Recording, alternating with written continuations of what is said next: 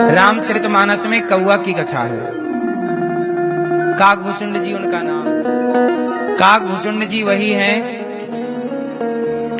जिन्होंने भगवान के वाहन गरुण, ये उन दिनों की बात है। आओ पूरी बात समझा दे। जब भगवान राम को नाग पास में बांध दिया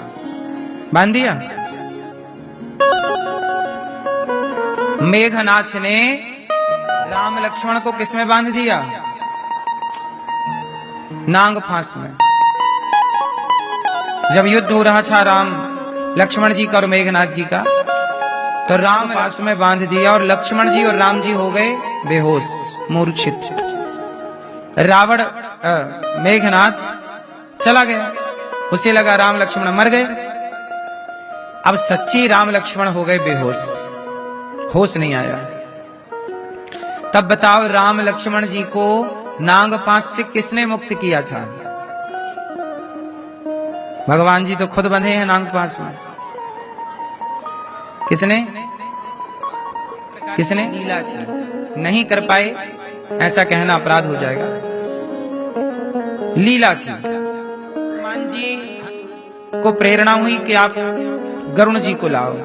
अब हनुमान जी गए बैकुंठ। गरुण जी सदा भगवान के सामने होते हैं, इसलिए प्राचीन मंदिरों में देखा होगा, मंदिर के ठीक सामने गरुण स्तंभ होता है। कौन सा स्तंभ? जगन्नाथ जी जाएंगे तो जगन्नाथ जी के मंदिर के ठीक सामने दक्षिण के मंदिर में जहां भी जाएंगे गरुण स्तंभ मिलेगा। ये भगवान का वाहन है। अब गरुण जी को हनुमान जी बोले कि चलो। कहां चले? बोले भगवान पर संकट आन पड़ा है। गरुण जी तो थोड़ा घबराए कि हे भगवान, भगवान पर संकट कैसे आ सकता है? ये बताओ, जो सबका संकट मिटाते हैं, सबका संकट हरते हैं, क्या उन पर भी कोई संकट आ सकता है? तो गरुण जी ने कहा कि मुझे समझ नहीं आ रहा है, पर मैं चल रहा हूं। जब आए तो राम लक्ष्मण बिल्कुल बेहोश पड़े। हनुमान जी बोले ये भगवान है। गरुण जी मन मन में सोचे, हे भगवान, यदि राम जी भगवान होते तो क्या सांप के डसने से मर जाते? सोचने वाली बात। ये तो सांप के ऊपर लेटे रहते हैं। नारायण किस पे लेटे हैं? शेषनाग भगवान। वो शेषनाग भगवान सबसे जहरीले हैं, उन पर लेटे रहते हैं। और आज ने सांप ने मार डाला क्या? गरुण जी ने नाग के फांस को तो काट दिया, नागों को तितर बितर कर दिया, हटा दिया, जहर भी उतर गया।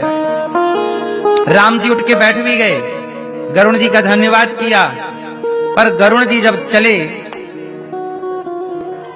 मैया बहुत ध्यान से सुनना मेरी माँ, आप लोग सावधान होंगे तो अच्छा लगेगा, शोर शराबा ना कीजिएगा।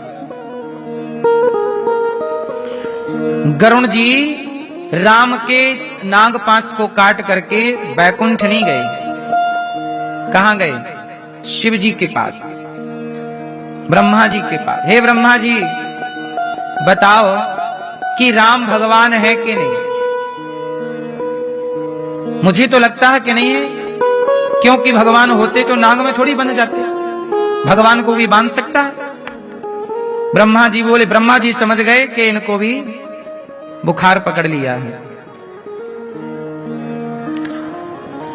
ब्रह्मा जी बोले, देखो राम राम शंकर जी ज्यादा जपते हैं, शंकर जी के पास जाओ, वो बताएंगे कि राम जी भगवान है कि नहीं। शंकर जी के पास गए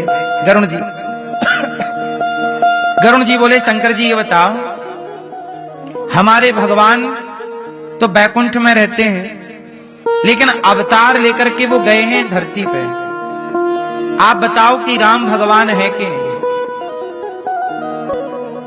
शंकर जी समझ गए कि इनको भी अभिमान हो गया है। अच्छा, गरुण जी को अभिमान क्यों हुआ? उत्तर आपको बताना होगा। और गरुण जी को अभिमान क्यों हुआ?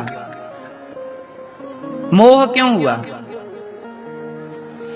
गरुण जी को अभिमान इसलिए हो गया मेरी मां, क्योंकि गरुण जी से मदद मांगी गई कि आप आइए और नाग पास को काटिए। और याद रखिएगा, आप जिससे भी मदद मांगते हैं उसको ये घमंड जरूर आ जाता है कि मेरे बिना तो इनका काम होता ही नहीं,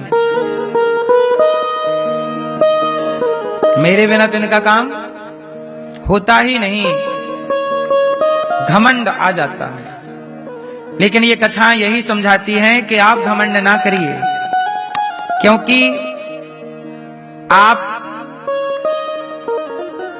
हैं ही नहीं। मीन्स गरुण जी ने, अब एक उत्तर दो मुझे आप लोग, कि गरुण जी ने यदि राम जी को नागपाश से ना मुक्त किया होता तो क्या राम जी मर जाते?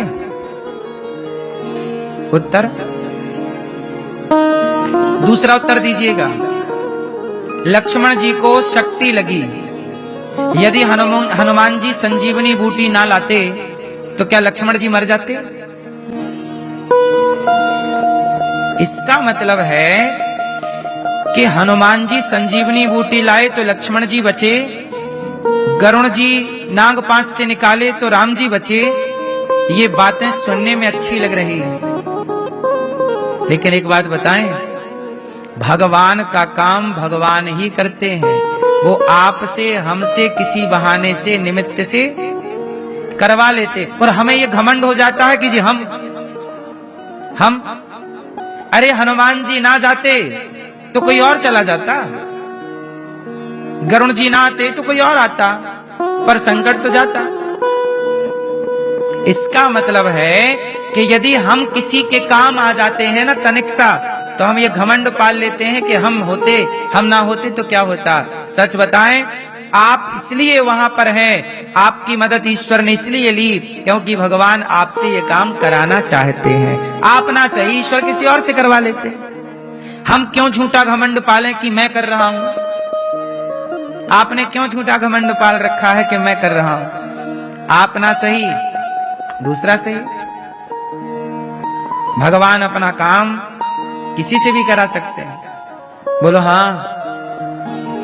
अब गरुण जी गए शंकर जी के पास, प्रभु बताइए राम भगवान है कि नहीं? हनुमान जी, शंकर जी बोले गरुण जी ऐसा है, आप ठहरे पक्षी, और पक्षी की भाषा कौन जाने?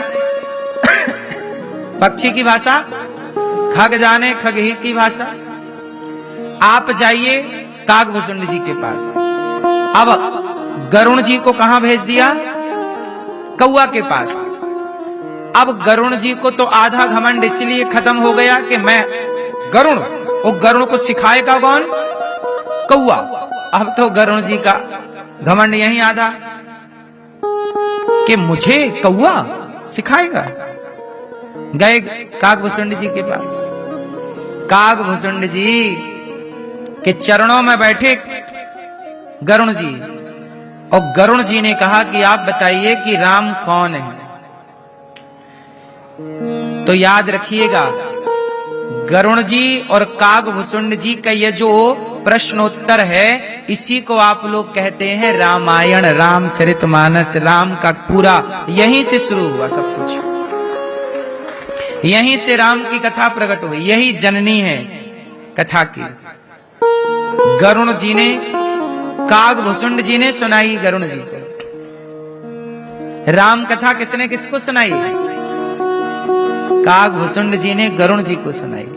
और जब गरुण जी ने सुना, कागभूषुंड जी बोले कि मैं भी एक बार ऐसी अभिमान में पड़ गया था, पर प्रभु ने मुझे ठीक ठीक समय पर समझा दिया। बस ये समझ लो कि भगवान, कई बार यदि आपको घमंड आ जाए किसी बात का, तो समझ लेना कि ठीक नहीं है। इसलिए हम कहते हैं कितने भी उपलब्धि पाओ, कितना भी वैभव धन धान्य पाओ, पर कभी किसी चीज का अभिमान ना कीजिएगा। मैं नहीं हूं फ्रंट पर, भगवान मेरे द्वारा, आपके द्वारा कराते हैं। तो कौआ भी विद्वान होके कथा सुना, आज भी कथा चल रही है उनकी नीलगिरी पर्वत पर। रामचरितमानस में सारी बातें लिखी हैं गोस्वामी तुलसीदास जी ने। इसलिए राम हमारी और आपकी बुद्धि से परे हैं, राम अतर्क हैं।